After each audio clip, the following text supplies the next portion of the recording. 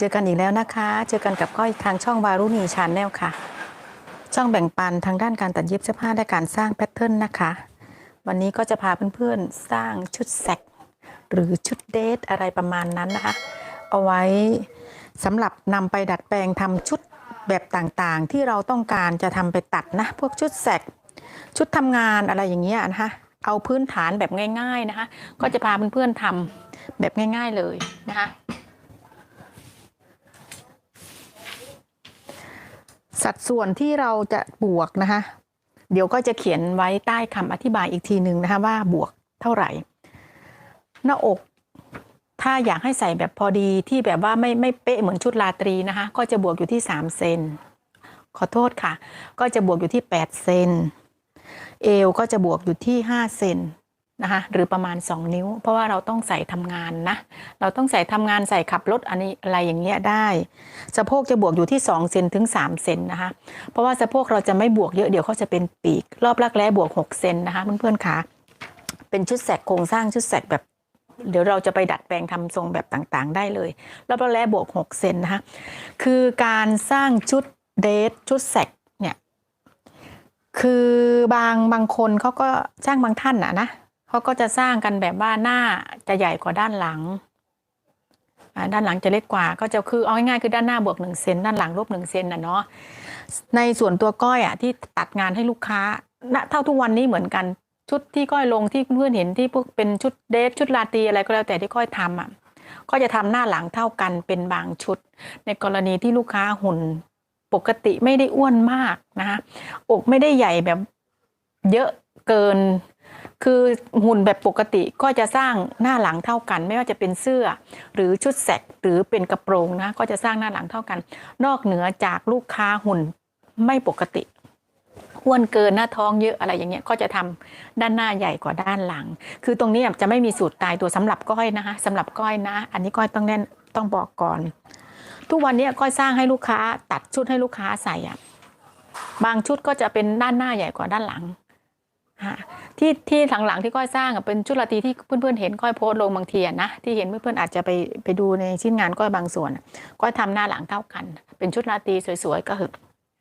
จะทำหน้าหลังเท่ากันตัวนี้ก็เช่นกันก็จะทำหน้าหลังเท่ากันนะคะคือง่ายๆเพื่อนๆจำตรงนี้ให้ได้คือถ้าสมมุติว่าเราจะทำด้านหน้าใหญ่กว่าด้านหลังด้านหน้าถ้าบวกแล้วด้านหลังเราจะต้องลบ1เซนทุกครั้งนะคะถ้าด้านหน้ามีการบวกใหญ่กว่าด้านหลังเราจะต้องด้านหลังเราจะต้องลบนะคะถ้าไม่ลบไซส์เสื้อจะผิดปกติ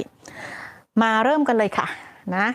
สร้างแพทเทิร์นชุดแสกพื้นฐานเอาไว้ไปดัดแปลงทำชุดแบบต่างๆได้นะมาเริ่มกันเลยจ้ะเหมือนเดิมถ้าเพื่อนๆค่ะเหมือนเดิมรอบสะโพกเราบวกรวมเรียบร้อย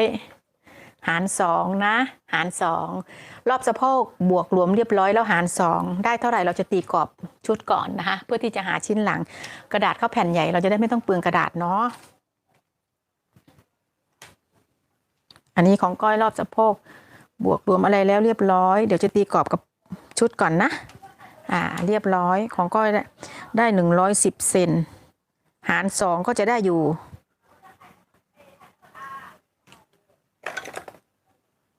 เนี่ยตีกรอบเส้นสะโพกก่อนเราจะหาเส้นหลักๆเข้าก่อนนะคะ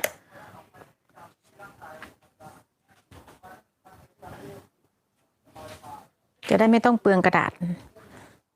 รอบสะโพกบวกรวมหาร2นะคะบวกรวมแล้วหาร2เราจะได้เส้นนี้ขึ้นมานะคะเราต้องการจะตีกรอบชุดแสกก่อนนะเดี๋ยวนะคะก้อยไม่ได้เหลาดินสอไว้เลยนี่ค่ะตีกรอบเราจะได้เส้นกลางหลังเลยนะคะเส้นนี้เป็นเส้นกลางหลังนะเส้นนี้ได้เส้นกลางหลังเพราะว่ากระดาษเราแผ่นใหญ่ก็จะพับกระดาษก่อนนะพับกระดาษก่อนมองเห็นกันอยู่นะ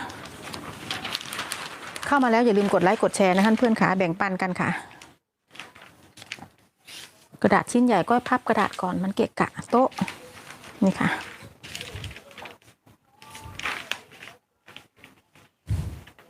ทุกครั้งนะคะทุกครั้งที่สร้างเสื้อหรือว่ากระโปรงหรืออะไรก็แล้วแต่นะคะเราจะต้องตีกรอบก่อนนะเราจะได้ทำงานง่ายขึ้น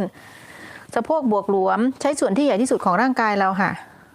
บางคนก็หน้าอกนะส่วนที่ใหญ่ที่สุดบวกรวมเรียบร้อยแล้วหาร2ตีกรอบออกไปเลยจากริมกระดาษหน้าตัวเรานะคะเพื่อนๆคะเนี่ยกระดาษเราก็พื้นที่เราก็จะ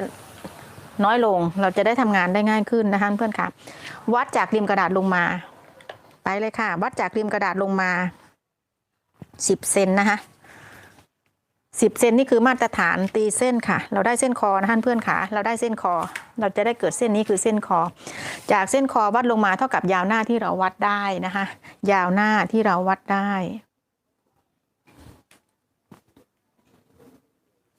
เท่ากับยาวหน้าที่เราวัดได้เราจะได้เส้นเอวค่ะเราจะได้เส้นเอวนะคะจากเส้นเอววัดลงมา20 เซนมาตรฐานเลยนะคะจากเส้นเอววัดลงมามาตรฐาน20 เซนนะคะเราจะได้เส้นสะโพกใหญ่20 เซนนี่คือเส้นสะโพกใหญ่นะเพื่อนค่ะนี่ค่ะ20 เซนแบ่งครึ่ง10 เซนได้สะโพกเล็ก20 เซนแบ่งครึ่ง10 เซนได้สะโพกเล็ก10 เซนเราจะได้เส้นสะโพกเล็กนะคะสะโพกบนนะ20 เซนเราจะได้เส้นสะโพกล่างนะคะเส้นเอวกับเส้นคอแบ่งครึ่งนะคะเส้นเอวกับเส้นคอแบ่งครึ่งเส้นเอวกับเส้นคอแบ่งครึ่งเราจะได้เส้นหน้าอกค่ะขีดเส้นเลยเส้นหลักๆนะเส้นหน้าอกกับเส้นคอแบ่งครึ่งนะคะเส้นหน้าอกกับเส้นคอแบ่งครึ่งเราจะได้เส้นบ่านะคะเส้นหลักๆเราได้แล้วนะคะเส้นสำคัญเราได้แล้วนะทีนี้เราจะมาหาเส้นกรอบคอตีกรอบคอก็จะใช้มาตรฐานเลยนะรอบคอ36เลยค่ะรอบคอ36หาร6คอสูงบวก1 เซนหาร6ได้เท่าไหร่บวก1 เซนก็คือ7 เซนนะคะใช้มาตรฐานเลยนะมาตรฐานส่วนมากใช้อย่างนี้กันวัดจากเส้นคอขึ้นมา7 เซนค่ะ7 เซนเราจะได้เส้นกรอบคอจากริมกระดาษวัดออกไป6 เซนครึ่งมาตรฐานเลยนะคะ6 เซนครึ่งมาตรฐาน6 เซนครึ่งมาตรฐานตีกรอบเราจะได้เส้นกรอบคอนะคะนี่ค่ะคอสูง7 เซนนะคะคอสูง7 เซนนะคะ7 เซนแบ่งครึ่ง3 เซนครึ่งค่ะ7 เซนคอสูง7 เซนแบ่งครึ่ง3 เซนครึ่งนะคะ3 เซนครึ่งแล้วเราขีดเส้นเราจะได้เส้นไหลหน้านะคะเพื่อนคะเส้นไหลหน้านะเราจะได้เกิดเส้นไหลขึ้นนี้ขึ้นมาไหลหาร2ไหลเราวัดไหลได้เท่าไหร่หาร2แล้ววัดออกจากเส้นคอสูงนะคะวัดออกไปเลยไหลหาร2วัดออกไปเลยจากเส้นริมกระดาษนี้นะคะไหลหาร2ได้เท่าไหร่วัดออกไปเลยถึงตรงนี้เราติ๊กแล้วขีดเส้นเชื่อมจากเส้นคอสูงขีดลงไปนะคะขีดคอสูงขีดลงไปแล้วให้เพื่อนๆวัดจากเส้นคอสูงมาหาเส้นไหลที่เราขีดเชื่อมนะคะวัดแบ่งครึ่งนะคะอันนี้13 เซน13จากจุดนี้มาจุดนี้ได้13 เซนก็จะแบ่งครึ่งอยู่ที่6 เซนครึ่งติ๊กไว้ก่อนแล้วก็เขียนไว้เลย13 เซนเราจะนำมาใช้ด้านหลังนะคะตรงนี้ก็จะบอกเพื่อนๆว่าการที่เราจะหาเกล็ดไหลเนี่ยเกล็ดไหลตรงนี้ปกติแล้วเราจะนำรอบอกที่ยังไม่บวกนะรอบอกปกติของเราหาร20ได้ผลลัพธ์เท่าไหร่เราจะนำมาใช้เป็นจำนวนเกล็ดทรงของไหลเนี่ยที่เราจะตีเส้นตรงนี้นะถูกต้องไหมคะอันนี้ก็ทำได้อยู่นะอันนี้ก็ทำได้นะคะแต่ก็จะทำให้เพื่อนๆดูคือต้องการให้ช้อนอกเขาสวยๆจะทำอีกวิธีหนึ่งนะคะวิธีที่เอาหาร20ก็ได้นะหน้าอกหาร20ก็ได้อยู่แต่ก็จะทำอีกวิธีหนึ่งเพื่อที่จะต้องการให้โค้งช้อนหน้าอกให้ทรงสวยๆนะคะโอเคค่ะอันนี้เดี๋ยวจะทำให้ดูอีกทีหนึ่งนะคะอกห่างหาร2ค่ะวัดออกไปจากเส้นหน้าอกนะคะมีเสียงรบกวนกราบขออภัยนะคะมีเสียงรบกวนรอบอกห่างหาร2แบ่งครึ่งออกจากริมกระดาษออกไปเลยค่ะนี่ค่ะขีดเส้นตรงเลยค่ะเราขีดเส้นตรงลงมานะคะนี่ค่ะ นี่คือเส้นอกห่าง เส้นอกสูง เส้นอกสูงวัดจากเส้นคอทะแยงลงไปค่ะเราวัดอกสูงเรามาได้เท่าไหร่นะเราวัดลงไปเลยค่ะจากเส้นจุดคอลงไปทะแยงวัดทะแยงอย่างนี้นะคะวัดเอียงอย่างนี้ติ๊กเอาไว้นี่คือเส้นอกสูงนะคะเราได้แล้วนะ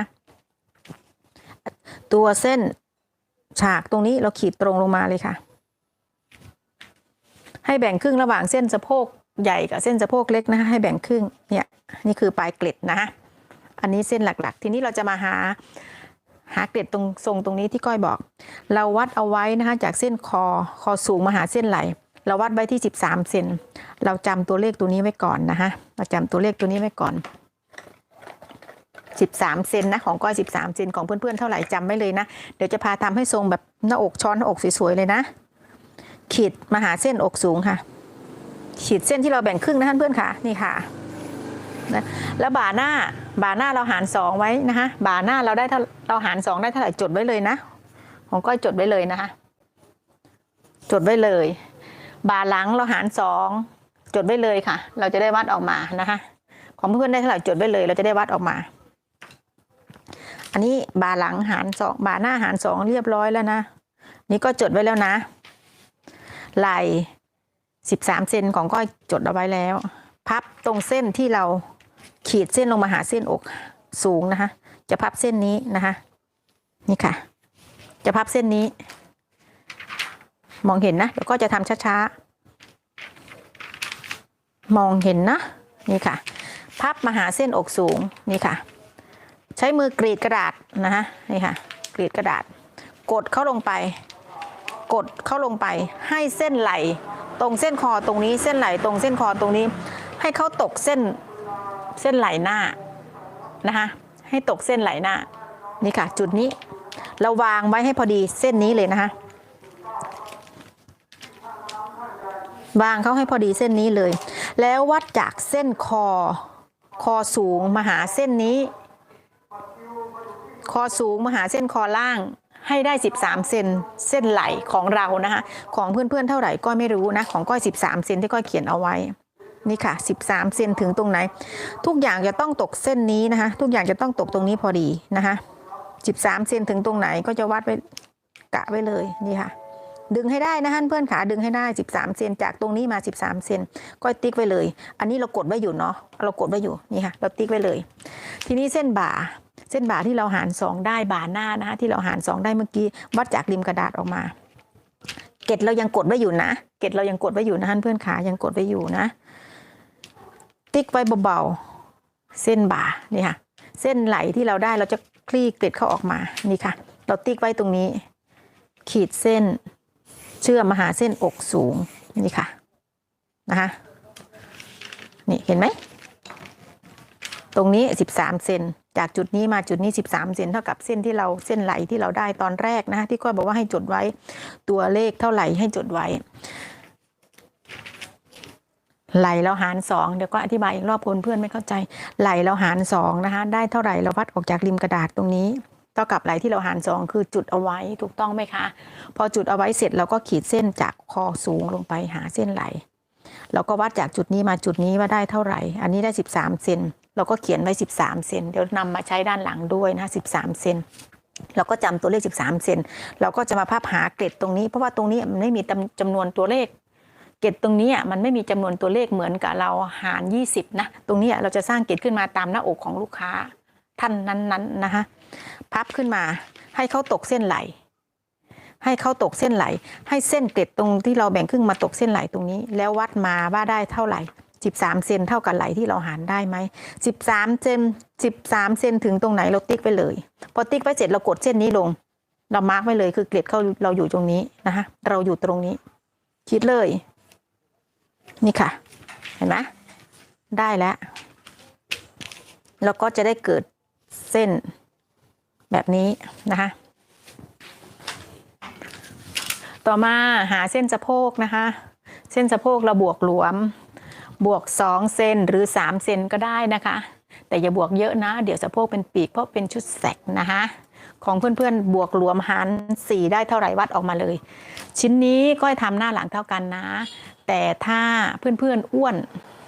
รู้สึกว่าเราไม่หุ่นไม่ปกตินะฉันหนาตัวฉันหนาไปอ้วนไปให้เพื่อนๆให้ทำชิ้นหน้าใหญ่กว่าชิ้นหลังนะคือชิ้นหน้าบวก1 เซน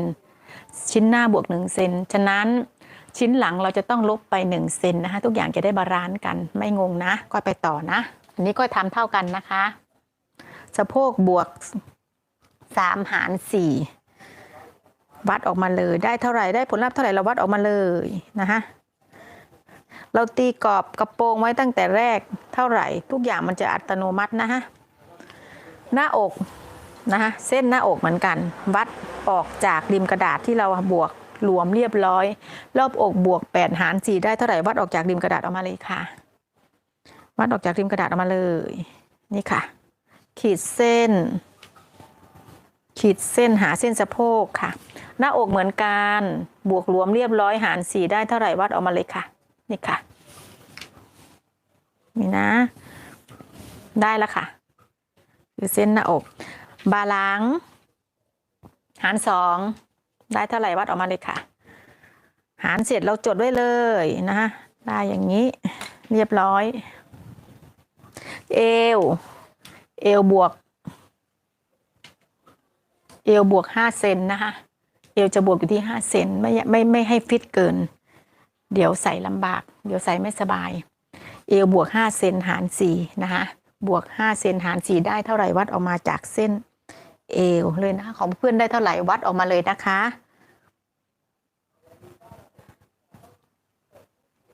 ติ๊กไว้เลยทีนี้เราจะบวกเกล็ดการที่เราจะบวกเกล็ดของชุดแสกเนี่ยปกติจะบวกกันที่3 เซนเนาะถูกต้องไหมคะเพื่อนๆถ้าบวก3 เซนเนี่ยคือในกรณีที่ลูกค้าเอวเล็กสะโพกใหญ่เราบวก3 เซนมันก็จะไม่มีปัญหาการที่เราบวกเกล็ดชุดแสกเยอะๆเนี่ยมันจะทำให้สะโพกเราเป็นปีกแล้วก็จะพองตรงหน้าท้องตรงหน้าขาเราเพื่อนๆสังเกตไหมเวลาเราตัดชุดแสกจะต้องบวกเกล็ด3 เซนนะอะไรประมาณนั้นจริงๆแล้วมันไม่มีกฎตายตัวนะคะเราใช้ดุลพินิจว่าถ้าเราบวกไป3 เซนเนี่ยเอวเราใช้ได้ไหมเราบวกไปเลยอันนี้บวกเกล็ดไป3 เซนนะคะสำหรับบวกเกล็ดเข้าบาลานซ์กันไหมกับเส้นเอวแต่ถ้าเราบวก2 เซนเกล็ดตรงนี้ก็จะไม่พองส่วนตัวก้อยนะจะบวกอยู่ที่2 เซนครึ่งนอกจากลูกค้าที่หน้าอกใหญ่จริงๆแล้วเอวเล็กๆก็จะบวก3 เซนจะบวกไป3 เซนในกรณีทำเกล็ดนะเพราะจะตัดปัญหาเรื่องการตรงนี้พองตรงเกล็ดตรงนี้พองอันเนี้ยเดี๋ยวก็จะบวกไปที่3 เซนนะคะเพื่อนๆค่ะบวกไปที่3 เซนเอวบวก5 เซนหาร 4ได้เท่าไหร่วัดออกมาแล้วบวกเกล็ดไปอีก3 เซนนะคะชิ้นหลังก็เช่นกันนะคะชิ้นหลังก็เช่นกันไม่จำเป็นต้องบวก3 เซนเสมอไปนะคะเพื่อนๆไม่ลืมนะ2 เซนก็ยังได้1 เซนก็ยังได้เลยสำหรับท่านไหนที่เอวหนาวัดหาร 4บวกเกล็ดออกมา3 เซนได้เส้นนี้แล้วนะคะเราจะได้เกิดเส้นนี้ในส่วนของชิ้นหน้าในส่วนของเกล็ดด้านหน้านะคะก็จะโยกมาด้านทบกระดาษตรงนี้1 เซนนะคะ1 เซนจะมาทางด้านเอว2 เซนรวมกันเป็น3 เซนถูกต้องไหมคะชิ้นหน้านะคะชิ้นหน้าขีดเส้นค่ะขีดเส้นวัดจากจุดหน้าอกสูงของเราลงมาประมาณ8 เซนนี่คือมาตรฐานนะคะ7 เซนครึ่งถึง8 เซนก็จะติ๊กไว้อย่างนี้ขีดคร่าวๆคือเส้นใต้อกเดี๋ยวจะช้อนเกล็ดเดี๋ยวเกล็ดนี้เอาไว้ก่อนนะเกล็ดนี้เอาไว้ก่อนเดี๋ยวจะพาเพื่อนๆทำทีหลังว่าการช้อนอกให้ทรงสวยช้อนยังไงนะคะเรามาทำเกล็ดหลังก่อนนะจากเส้นกลางหลังนะคะปกติเราจะหาเกล็ดหลังจะทำคืออกห่างหาร 2ได้เท่าไหร่แล้วก็วัดเข้ามาถูกไหมคะในกรณีของด้านหลังแต่ก็ไม่ทำอย่างนั้นนะบางทีลูกค้าตัวเล็กอกห่างเขานิดเดียวก็ไม่บาลานซ์กันก็ใช้วิธีแบ่งครึ่งเลยค่ะใช้วิธีแบ่งครึ่งคือเอวที่เราหารเอวที่เราบวกรวมแล้วเรียบร้อยแล้วหาร4ได้เท่าไหร่เราวัดออกมาแล้วเราบวกเกล็ดเดียวเรียบร้อยจากจุดนี้จากจุดนี้มาถึงจุดที่เราบวกเกล็ดแล้วเรียบร้อยเราแบ่งครึ่งเลยค่ะเราแบ่งครึ่งเลยค่ะแบ่งครึ่งเลยนะคะ แบ่งครึ่งก็จะใช้จุดนี้เป็นเส้นกลางของเกล็ดนะนี่ค่ะแล้วขีดเส้นฉากลงไปเลยค่ะนี่ค่ะขีดเส้นฉากลงไปเลยแล้วก็แบ่งครึ่งสะโพกเล็กกับสะโพกใหญ่นี่ค่ะก็ขีดตรงเลยนะก็ขีดตรงเลยเกล็ดเราข้างหลังเราบวกไป3 เซนแบ่งครึ่งข้างละ1 เซนครึ่งนะคะข้างละ1 เซนครึ่งขีดเส้นนี่ค่ะขีดไปเลยนี่ค่ะถึงจุดนี้อันนี้ในส่วนของด้านหลังนะคะในส่วนของด้านหลังทีนี้เราจะมาหาเกล็ดด้านบนของเราจะมาหาส่วนของด้านหลังตรงนี้คือเส้นเอวถูกต้องไหมคะเดี๋ยวก็จะบอกเคล็ดลับเพื่อนๆอีกอย่างหนึ่งคือการหายาวหลังนะคะการหายาวหลังอ่ะปกติถ้าเราวัดยาวหลังมาอันนี้คือก็ใช้ประสบการณ์กับการตัดให้ลูกค้านะมันจะไม่มีสูตรหรือว่าอะไรหรอกที่ว่าทำอย่างนี้ต้องอย่างนี้นะปกติเวลาเราวัดยาวหลังเท่าไหร่เราวัดขึ้นมาใช่ไหมคะแล้วก็วัดจากเส้นเอวขึ้นมาเลยลูกค้าเจ้านี้ติ๊กไว้เลยถึงตรงนี้ยาวหลังแล้วทีนี้การที่ยาวหลังเราถึงตรงนี้ก็จะใช้เช็คดูว่ามันยาวเกินไปไหมจะทำให้ยาวหลังเข้ากองก็จะเช็ควิธีเช็คคือวัดจากเส้นคอมาตรฐานที่เราได้ตอนแรกคือเส้นนี้วัดมาหาเส้นยาวหลังที่เราได้เราติ๊กเอาไว้วัดขึ้นมาตกกรอบไหมคะตกกรอบไม่เอ่ยตกกรอบไหมก็กลัวเพื่อนมองไม่เห็นไม่ใช่พูดอยู่คนเดียวเนาะเข้ามาแล้วอย่าลืมกดไลค์กดแชร์นะคะมาต่อเลยค่ะเพื่อนค่ะวัดจากเส้นคอขึ้นมาหาเส้นยาวหลังที่เราวัดได้แล้วเราจุดเอาไว้นะคะว่าเขาเกิน5 เซนไหมอันนี้เกินนะคะเกิน5 เซนเกิน5 เซนก็ไม่ใช้นะก็จะปรับมาเป็น5 เซนวัดจากคอลงจากเส้นคอตรงนี้ขึ้นมา5 เซนเลยก็จะใช้เส้นนี้เขาเรียกว่ามาตรฐานที่ก้อยทำมานะก้อยทำแบบนี้นะก้อยจะไม่ใช้อันนี้มันสูงไปยาวหลังมันล้นมันเกินมันกองถ้าใช้ของไอ้ที่เราวัดได้มันกองก็จะปรับมาเป็น5 เซนจากจุดคอวัดขึ้นมา5 เซนก้อยใช้คือมาตรฐานเป็นความคิดก้อยนะ ตามที่ตัดแล้วเห็นลูกค้าใส่แล้วทั้งที่เราก็เป็นคนวัดตัวลูกค้าเองทุกอย่างมันก็มีการดัดแปลงได้นะคือจะบอกเพื่อนๆคือการดัดแปลงตรงนี้มันเป็นผลดีนะที่ก้อยบอกต่อเนี่ยคือมันเป็นผลดีนะคะก็เปลี่ยนมาเป็น5 เซนวัดจากเส้นคอขึ้นมา5 เซนแทนเพราะว่าของจริงของเขามันเกินมันเยอะไม่เอาพอวัดมา5 เซนตรงนี้ขึ้นปุ๊บเราก็วัดจากเส้นคอจากเส้นกลางหลังมา7 เซนนี่คือมาตรฐานฐานคอ7 เซนด้านหลังมาตรฐานนะคะเพื่อนค่ะนี่ค่ะได้ตรงนี้ติ๊กเอาไว้ตีมุมฉากขึ้นมาเลยค่ะตีมุมฉากขึ้นมาเลยแล้ววัดเส้นคอหลังสูงขึ้นมา2 เซนนี่มาตรฐานนะคะ2 เซนค่ะเนี่ยเราจะเกิดเส้นอย่างนี้เราจะเกิดเส้นอย่างนี้แล้ววัดจากเส้นคอที่เราได้สร้างตั้งแต่ตอนแรกวัดขึ้นมา5 เซนนี่คือมาตรฐานนะเพราะว่ายาวหลังเขาเกิน5 เซนก็จะปรับมาเป็นเส้น5 เซนแต่ถ้ายาวหลังเราวัดไม่ถึง5 เซนแล้วก็ใช้ปกตินะแล้วก็ขีดเส้นฉากแล้วก็ตีขึ้นมา2 เซนนี่คือมาตรฐานทีนี้เราจุดหลักนี้ได้แล้วทีนี้เราจะมาหาเส้นไหลหลังเราจะหาได้ยังไงบ่าหลังเราหาร2นะคะหาร2แล้วเราวัดมาจุดไว้เส้นคอเพื่อนๆเห็นเส้นคอเส้นนี้ไหมเส้นแรกที่เราทำตอนแรกเกิดเส้นคอมาขีดเส้นยาวนะคะให้วัดจากเส้นคอมาถึงเส้นคอหลังสูงจากจุดนี้เส้นนี้คือเส้นยาวหลังเนาะให้วัดเส้นคอมาถึงเส้นสูงตรงนี้เราแบ่งครึ่งนะจากจุดนี้มาถึงจุดนี้เราแบ่งครึ่งวัดเลยค่ะได้กี่เซนตรงนี้7 เซน7 เซนแบ่งครึ่ง3 เซนครึ่งนะคะตรงนี้แบ่งครึ่งนี่ค่ะถูกต้องไหมเราแบ่งครึ่งตรงนี้แล้ววัดจากเส้นบ่าหลังวัดจากเส้นบ่าหลังนะให้วัดจากเส้นบ่าหลังมา7 เซนนี่คือมาตรฐานจะว่าเป็นกฎก็ว่าได้นะคะวัดจากเส้นบ่าขึ้นมา7 เซนเราติ๊กเอาไว้7 เซนถึงตรงไหนเราติ๊กเอาไว้แล้วนำส่วนหนึ่งของเส้นนี้เส้นที่เราแบ่งครึ่ง3.5ขึ้นมาเราจะได้เส้นไหลหลังคือเส้นนี้นะคะเพื่อนๆจะงงตรงนี้แหละแต่เพื่อนๆต้องพยายามทำให้ได้นะคะเพื่อนๆจะงงเส้นนี้ถ้าทำสูตรนี้ถ้าจำสูตรตรงนี้ได้เพื่อนๆตัดเสื้อใส่จะสวยนะคะตรงด้านหลังนะจะไม่มีการว่าหลังกองหรือว่าเสื้อไงหลังอะไรประมาณนั้นนะพยายามจำตรงนี้ให้ได้นะเอาใหม่นะเดี๋ยวก็จะอธิบาย จากเส้นบ่าหลังที่เราหาร2ได้แล้วให้วัดขึ้นมา7 เซน7 เซนนี่คือเป็นสูตรก็ว่าได้คือตายตัวก็ว่าได้นะคะ7 เซนจากจุดนี้เราติ๊กไว้เลยจุดนี้เราติ๊กไว้เลยทีนี้เราจะมาหาเส้นนี้จากเส้นคอหน้าที่เราสร้างขึ้นมาตั้งแต่แรกให้วัดมาหาเส้นคอหลังสูงเราแบ่งครึ่งตรงนี้บางท่านก็จะได้ไม่ถึง7 เซนนะบางท่านก็จะได้ไม่ถึง7 เซนตรงนี้บางท่านก็จะได้อยู่ที่6 เซน5 เซนก็แล้วแต่แล้วส่วนที่เราได้ตรงนี้เราแบ่งครึ่งหาร2ตัวนี้มันได้7 เซนแบ่งครึ่งก็ได้3 เซนครึ่งถูกต้องไหมคะเราก็วัดจากจุดนี้มา3 เซนครึ่งแล้วขีดเส้นเราจะได้เส้นไหล่หลังนะอันนี้ชัดเจนเนาะทีนี้ไหล่จากจุดนี้มาจุดนี้กี่เซนล่ะที่เราเขียนไว้ตอนแรกของชิ้นหน้าของก้อย13 เซนฉะนั้นต้องวัดจากจุดคอหลังสูงมาถึงตรงนี้13 เซนนะคะไม่ได้วัดจากตรงนี้แล้วนะเพราะว่าเขาจะผิดทรงแล้วนะถ้าเราวัดจากตรงนี้นะคะให้วัดจากจุดนี้มาจุดนี้คือเส้นไหล่นะคะ13 เซน13 เซนที่เราจดเอาไว้ที่ก้อยพูดบ่อยๆว่าให้จดตัวเลขเอาไว้เดี๋ยวเราจะนำไปใช้ด้านหลังนะคะเพื่อนจำไว้เลยนะคะจำตรงสูตรตรงนี้พยายามดูบ่อยๆนะคะตรงสูตรตรงเนี้ยนี่ค่ะ13 เซนถึงตัวไหนแล้วก็ขีดเลยนี่ค่ะขีดเลยอันนี้ไหล่ปกติแล้วขีดหาเส้นบ่าหลัง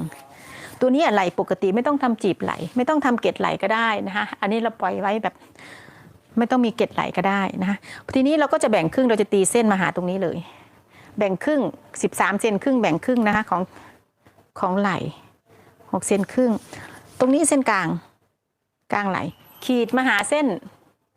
เห็นเส้นเอวหลังไหมคะเกล็ดหลังที่เราสร้างขึ้นมาตอนแรกให้ขีดมาหาเส้นนี้เลยนะคะขีดยาวเลยนี่ค่ะ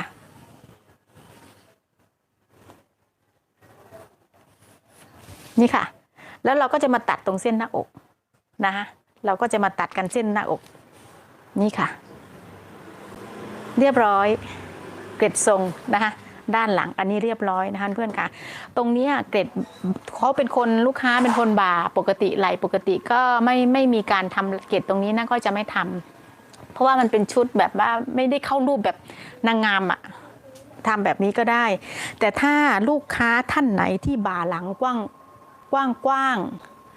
บ่าหลังกว้างกว่าไหล่เป็นคนไหล่แคบแต่บ่าหลังกว้างเราจะต้องสร้างเกล็ดไหล่ตรงนี้ขึ้นมานะคะเพื่อที่จะให้ไหล่เขายื่นออกมาตรงจุดนี้นะแต่นี่ถือว่าปกตินะคะก็จะมีเป็นบางท่านนะคะที่ลูกค้าที่บ่าหลังเป็นปีกเป็นหนาๆเราจะต้องสร้างเกล็ดตรงนี้ขึ้นมา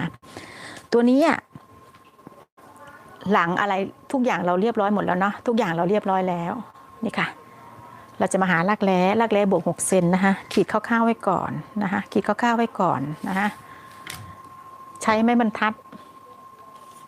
หัวนกแก้วหรือยูเคิร์ฟอะไรก็ได้ที่เรามีนะให้วางจากจุดไหล่จุดบ่าหลังมาหาเส้นอกที่เราขีดมาวางให้ระนาบกันนะคะเพื่อนคะวางให้ระนาบโค้งเบาๆขีดเส้นเบาๆก่อนนะเพราะว่าเราต้องเช็ครักแร้ก่อนว่าได้46 เซนไหมของก้อยบวก6 เซนได้46 เซนนะคะรักแร้นะคะนี่ค่ะวางขีดเบาๆค่ะเบาๆก่อนนะ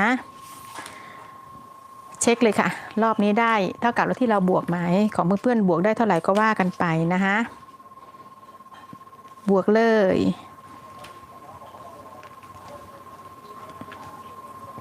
อันนี้ได้44 เซนขาดไป2ก็จะต้องปรับเข้าลงนะคะก็จะต้องปรับเส้นนี้ลงมาแล้วนะคะปรับลงมานิดหน่อยนะคะทุกอย่างเราสามารถปรับลงมาได้แต่การปรับแขนลงมานะคะโค้งรักแร้ปรับลงมาได้ให้พอดีเส้นนี้ได้ให้พอดีเส้นอกสูงได้นะคะอันนี้เพื่อนๆน่าจะจำได้ว่าก็จะพูดย้ำบ่อยๆถ้าเกิดเราต่ำกว่าจากเส้นนี้นะคะถ้าต่ำกว่าเส้นอกสูงตรงนี้จะทำให้เราแขนเวลาเราใส่นะห้อยแขนเสื้อเวลาเราใส่มันไม่สวยห้อยค่ะให้พอดีได้แต่จะไม่ให้ต่ำกว่าเส้นอกสูงนะอันนี้ก็โค้งใหม่นะคะเบาๆก่อน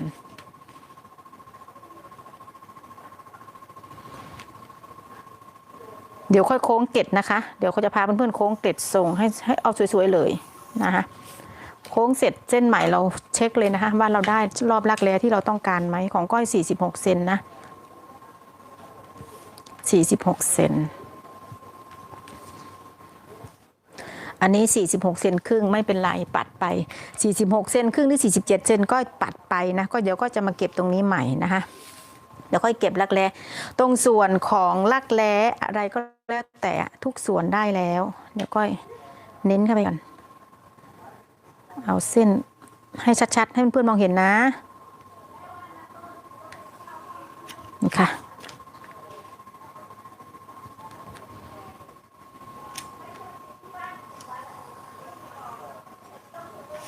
ชัดๆเลยค่ะ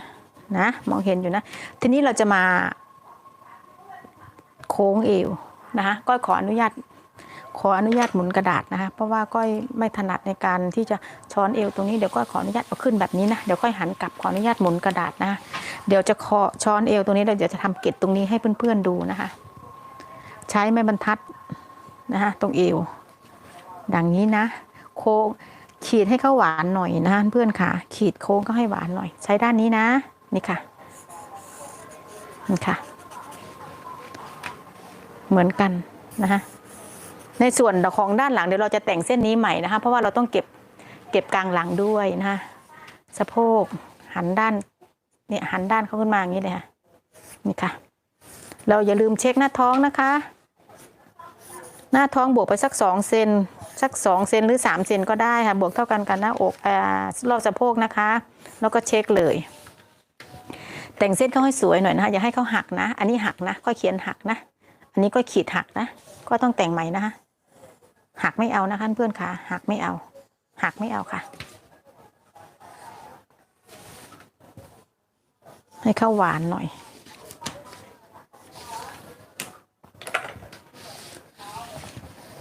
ตรงนี้เกล็ดเราได้แล้วเส้นนี้เราก็ได้แล้วอันนี้มองเห็นไหมเดี๋ยวก็จะขีดให้ชัดๆนะเดี๋ยวก็จะขีดให้ชัดๆจะพาเพื่อนๆทำทรงสวยๆเลยนะคะจะพาทำทรงสวยๆเลยวางไม้บรรทัดนกแก้วอย่างนี้เลยนะคะเกล็ดในส่วนของด้านหน้าวางไม้บรรทัดเห็นเส้นนี้ไหมนี่ค่ะเห็นเส้นนี้ไหมเห็นเส้นเอวที่เราเกล็ดตรงนี้ไหมที่เราขีดขึ้นมาตั้งแต่แรกนี่ค่ะเส้นนี้เนี่ยเห็นไหมไม้บรรทัดของนกแก้ววางนะคะเนี่ยให้เขาระนาบกับเส้นนี้เลยเนี่ยเส้นนี้เลยนะนี่วางระนาบเลยให้มาถึงจุดเอวนะคะขีดเบาๆค่ะเห็นไหมคะเราจะเกิดเส้นอย่างนี้ขึ้นมานะคะแต่งหน่อยมองเห็นไหมเอ่ยมองเห็นอยู่เดี๋ยวมองไม่เห็นซ้ำนะวางอย่างนี้นะคะเดี๋ยวทรงเสื้อจะได้สวยๆวางอย่างนี้นะเอาวางลงเห็นเส้นนี้ไหมวางลงเลื่อนเข้าขึ้นเข้าลงจนกว่าเขาจะบรรจบเส้นเอวของเราที่เราติ๊กเอาไว้พอถึงเส้นขีดเลยเราจะเกิดเส้นอย่างนี้วัดจากจุดหน้าอกลงมาประมาณ7 เซนครึ่งถึง8 เซนเราจะเป็นเส้นตรงนี้คือเส้นใต้อกนะคะใช้ตรงนี้ก็ได้ทีนี้เราจะมาช้อนตรงนี้นะใช้ตรงนี้ก็ได้ใช้ตรงนี้ก็ได้เอาที่เราถนัดนะเดี๋ยวก็จะวางตรงนี้นะคะวางอย่างนี้เลยเห็นเส้นนี้ไหมเห็นเส้นนี้ไหมคะวางเลยค่ะนี่ค่ะวางเลยหมุนวางหานะคะเนี่ยหมุนให้เขาได้จังหวะนะคะแล้วก็จะมาหาเส้นตรงเนี้ยใต้อก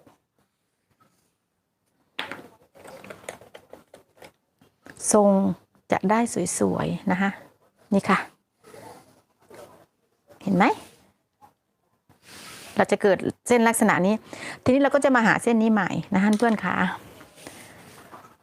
จะใช้ตรงนี้ก็ได้ตรงนี้ก็ได้ทุกส่วนของไม้บรรทัดนะคะใช้ได้หมดเลยนี่ค่ะก็จะวางเส้นกลางนะก็จะวางช่องกลางนี่ค่ะก็จะช้อนอก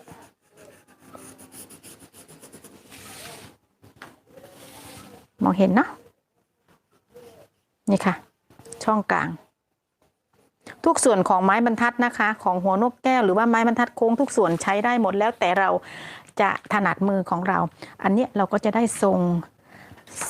ของเป็ดทรงสวยๆนะคะทุกอย่างขึ้นอยู่กับมือเราวาดนะคะเพื่อนๆขาเนี่ยได้แล้วนะอันนี้ได้แล้วทีนี้พอเราทำเสร็จเราก็จะมาเช็คหน้าอกนะคะเช็คเลยหน้าอกของเราอ่ะบวกรวมได้เท่าไหร่เช็คเลยนะคะวัดจากเส้นนี้เลยวัดมาถึงตรงนี้แล้วก็เว้นวรรคตรงนี้นะ ดูสิถึงตรงนี้เราก็เว้นเอาไว้มันได้เท่ากับจำนวนรอบอกของเราไหมของก้อยได้นะไม่หายนะคะเลื่อนขาของก้อยไม่หายนะอย่าให้หายนะคะให้พอดีเส้นเอวก็เหมือนกันเส้นเอวบวก5 เซนวัดเลยได้เท่าไหร่นี่ค่ะตรงถึงเกล็ดแล้วก็เว้นวรรคเอาไว้มาถึงตรงนี้เราก็จุดเอาไว้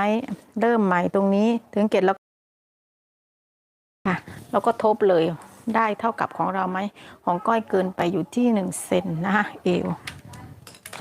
ทีนี้ก็จะขออนุญาตหมุนกระดาษนะขออนุญาตหมุนกระดาษกลับนะคะจะเก็บด้านหลังนะคะเพื่อนขาจะเก็บด้านหลังเข้ามา 0.5 เซนเส้นเอวหลังจะช้อนเข้ามา 0.75 เซนนะคะเยอะกว่าครึ่งเซนนะคะนี่ค่ะเก็บเข้ามาประมาณนี้ขีดยาวขึ้นมาถึงเส้นคอหลังนะคะนี่ค่ะนี่ค่ะนะเก็บเข้ามาพอเราของเพื่อนๆอ่ะต้องวัดนะคะว่าเอวอ่ะเรายังได้เท่าเดิมไหมของก้อยไม่วัดแล้วนะเพราะว่าเอวของชุดแสกก้อยวัดเมื่อกี้อ่ะเขาเกินไปเก็บตรงนี้ก็คือจะพอดีแต่ถ้าของเพื่อนๆจะต้องเก็บตรงนี้เพราะว่าทุกอย่างอะนะชุดแสกจะต้องเก็บพอเก็บตรงนี้เข้ามาปุ๊บเราจะต้องมาเพิ่มตรงนี้ออกมาถูกต้องไหมคะเราเก็บออกมาเราวัดเอวเช็คเอวแล้วเอวเราขาดเราจะต้องมาเพิ่มตรงนี้นะคะของส่วนของชิ้นหลังอันนี้เพื่อนๆไม่งงนะเพื่อนๆไม่งงนะคะอย่าลืมนะตรงนี้เช็คนิดหน่อยนะทรงนี้สวยเช้งกระเดะเลยนะคะเพื่อนลองทำดูเดี๋ยวก็จะขีดชุดการตัดต่อเอวเพื่อนๆดูด้วยพอเราได้โครงของชุดแสกแล้วเรียบร้อยความยาววัดจากปุ่มคอลงมาเรากำหนดความยาวชุดเท่าไหร่วัดมาเลยอันนี้ก็แค่ทำคร่าวๆเพื่อนๆไม่ต้องทำตามนะคะเพื่อนๆวัดจากปุ่มคอลงมาต้องการความยาวของชุดแสกเท่าไหร่ส่วนมากก็จะประมาณใส่ทำงานก็36 37นะ37 นิ้วอะแล้วก็ขีดยาวลงไปเลยอันนี้ก็จะขีดเป็นเส้นแนวทางไว้ก่อนนะจะตีเส้นสะโพกยาวลงไปเลยนะคะตีเส้นสะโพกเป็นเส้นตรงลงไปเลยถึงชายกระโปรงนะคะอันนี้จะเรียกว่ากระโปรงทรงตรงชุดแสกนะคะชุดแสกถ้าเพื่อนๆอยากได้ทรงสอบขออนุญาตหมุนกระดาษค่ะอันนี้เดี๋ยวขอพับเข้าไปนะอันนี้เป็นส่วนล่างถ้าเพื่อนๆอยากได้ทรงสอบนะคะเราก็ขีดเข้ามา2 เซนครึ่งนะคะขีดเข้ามา2 เซนครึ่งถ้าหน้าขาเราใหญ่วัดลงมาจากเส้นสะโพก5 เซน5 เซนถึง 7 เซนได้เลยนะคะเพื่อนขาสำหรับคนที่หน้าขาใหญ่นะค่อยตีปลายสอบนะคะอันนี้ในส่วนของกระโปรงตรงนี้ทรงตรงทำเหมือนเดิมค่ะใช้ไม้บรรทัดโค้งเนี่ยค่ะขีดลงมาเลยอันนี้ทรงสอบนะคะนี่ค่ะทรงสอบนะเส้นนี้ทรงตรงนะคะเส้นนี้ทรงตรงเส้นนี้ทรงสอบนะตีเข้ามาถ้าทรงเอเราก็ตีบานออกไปประมาณ3 เซนนะคะกำลังดีประมาณ3 เซนใช้ไม้บรรทัดตรงเนี้ยวางขีดมาเลยนะคะประมาณนี้3 เซนข้างละ3 เซน3 เซนตรงนี้ก็3 เซนเขาเกยกันเราก็ต่อกระดาษนะคะเกยกันเราก็ต่อกระดาษนะคะเพื่อนๆค่ะแต่ก้อยจะไม่ได้ต่อให้ดูนะถ้าอยากได้ทรง A เราก็ขีดออกจากเส้นกระโปรงทรงตรง3 เซนนะคะถ้าอยากได้ทรงสอบเราก็ขีดเข้าข้างละ2 เซนครึ่งแล้วก็ผ่าหลังนะคะแล้วก็ผ่าหลังทุกอย่างนะคะจากเส้นเอวลงมาประมาณ8 นิ้วคือซิปนะคะตรงนี้เลยติดซิปนะคะในส่วนของชายกระโปรงเรียบร้อยแล้วนะกระโปรงเรียบร้อยทีนี้เราจะมาแต่งช่วงคอพวกชุดแสกถ้าเป็นชุดพอดีตัวเราจะต้องเก็บคอถูกต้องไหมคะเราจะต้องเก็บคอแล้วก็เก็บแขนบ้างนิดหน่อยนะคะก็จะมองว่าก็จะเก็บเข้ามาที่นี่ขีดไปเลย 0.75 นี่ค่ะปิดเข้านิดหน่อยนะคะเพราะเราเป็นชุดคัดเส้นอยู่แล้วค่ะปิดเข้านิดหน่อยทรงเขาจะได้ช้อนสวยๆนะแต่ถ้าเราจะทำเกล็ดลอยชุดแสกถ้าเป็นเกล็ดลอยมันก็จะดูแบบไม่ค่อยสวยเท่าไหร่หรอกถ้ามีเกล็ดทรงแล้วคัดเส้นตรงนี้จะสวยกว่านะเพื่อนๆพยายามทำให้ได้นะคอก้อยก็จะปิดไม่ว่าจะเป็นคอกลมหรือคอปาดนะคะคอกลมหรือคอปาดอะไรเงี้ยแนะนำให้ปิดนะคะคอให้ปิดอยู่ที่ 0.5 แล้วก็หลักๆก็จะบอกว่าการวางผ้าก็สำคัญนะคะไม่ใช่ว่าปิดคอแล้วคอเสื้อฉันไม่อ้าหรอกมันก็มีผลในตอนที่เราวางแพทเทิร์นเหมือนกันวางแพทเทิร์นตัดผ้าตรงนี้ก็สำคัญนะเดี๋ยวก็จะหาโอกาสนะวางวิธีวางผ้าตัดเสื้อคอกลมอะไรเงี้ยให้เพื่อนๆดูพอเราขีดอย่างนี้เสร็จปุ๊บนะอันนี้ก็จะตัดแยกให้เพื่อนๆดูไหมเราก็ปิดเกล็ดใช้สกอตเทปปิดเลยนะคะปิดเสร็จปิดคอด้วยปิดแขนด้วยเราตัดออกไปเลยนะคะแต่ตัวนี้ก็จะไม่ตัดนะคะเพราะว่าก็จะไปดัดแปลงทำทรงอื่นให้ลูกค้าปิดรักแร้อะไรทุกอย่างเรียบร้อยนะคะปิดทุกอย่างให้เรียบร้อยแล้วก็เช็ควงแขนว่าได้46ไหมว่าเราได้46ไหมแล้วเราก็มาปรับไหล่นะคะเรามาปรับไหล่การปรับไหล่นี่คือเหมือนเดิมไหล่หลังจะต้องสูงกว่าไหล่หน้า1เซนเหมือนเดิมอย่างที่เพื่อนๆเคยเห็นที่ค่อยทำนะให้ปรับไหล่สูตรนั้นเลยนะคะให้วัดรวมแล้วก็ให้ไหล่หลังสูงกว่าไหล่หน้า1เซนนะคะเพราะถ้าไหล่หลังสูงปุ๊บไหล่หน้าเราจะต้องปรับลงแล้วนะคะทุกอย่างทำเหมือนกันหมดแล้วทีนี้ก็จะมาบอกวิธีการตัดต่อทรงชุดแสกตัดต่อเอวเขาจะไม่ตัดต่อเส้นตรงเลยเขาจะไม่ตัดต่อเส้นตรงอย่างนี้เลยนะคะอย่าลืมนะคะเราต้องการแพทเทิร์นตัวนี้เราต้องการไปทำคอแบบไหนปิดเกล็ดต้องปิดเกล็ดคอนะคะเพื่อนๆค่ะ 0.5 ถึง 0.75 นะคะอย่างนี้ปิดเข้าไปปิดไหลเข้าไปแล้วเราค่อยมาตัดแยกโค้งตรงนี้แล้วเราค่อยมาคัดเส้นนะคะเราค่อยมาคัดเส้นตรงรักแร้ออกเพื่อที่จะให้เปิดเกล็ดเขานะคะอันนี้ไม่งงนะในกรณีที่เพื่อนๆอยากจะได้ตัดต่อเป็นชุดแสกตัดต่อเอว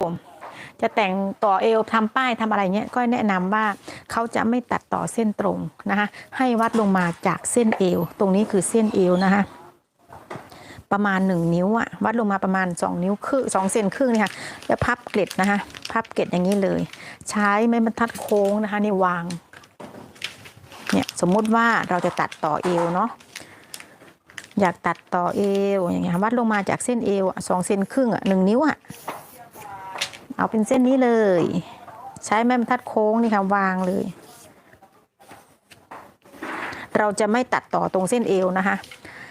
ทุกอย่างมีการตัดต่อจะต้องเป็นโค้งนะคะจะต้องโค้งนะจะไม่ตัดต่อเส้นตรงให้วัดจากเส้นเอวลงมา2เซนครึ่งนะคะ2เซนครึ่งถึง3เซนได้นะคะนี่ค่ะเหมือนกันวางไม้บรรทัดเลยนี่ค่ะ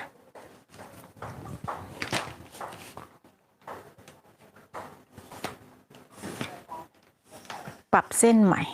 นี่ค่ะเราจะไม่ใช้ตัดต่อเส้นตรงของเส้นเอวนะคะนี่เราจะไม่ใช้เส้นนี้เวลามีการตัดต่อมันจะดูแปลกๆนะคะเพื่อนๆอย่าลืมนะคะเวลาเราตัดต่อเส้นเอวไม่ว่าจะเป็นตัวเสื้อหรือว่าชุดแสกอะไรก็แล้วแต่เราจะต้องวัดต่ำลงมาจากเส้นเอวจริงที่เราสร้างนะคะมาลงมาประมาณ2เซนครึ่งถึง3เซนอันนี้เป็นโครงสร้างชุดแสกเราสามารถนำโครงสร้างตัวนี้นำไปดัดแปลง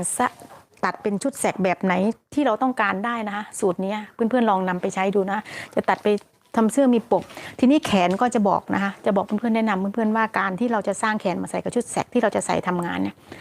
แนะนำให้เพื่อนๆสร้างแขนที่ก้อยเคยลงไว้ในคลิปที่ว่าสร้างแขนง่ายๆแขนสวยใส่สบายอันนั้นอาจจะเหมาะกับแสกอย่างนี้นะคะมันจะมีอีกแขนแบบหนึ่งที่เขาเรียกอะไรแขนสี่เหลี่ยมแขนนางงามถ้าเรานำมาใส่อย่างนี้มันจะยกแขนลำบากนะคะให้แนะนำให้เพื่อนๆสร้างแขนที่ก้อยลงให้ดูนะคะที่ว่าสร้างแขนสวยที่วัดลงมา8นิ้วครึ่งวัดออก8นิ้ว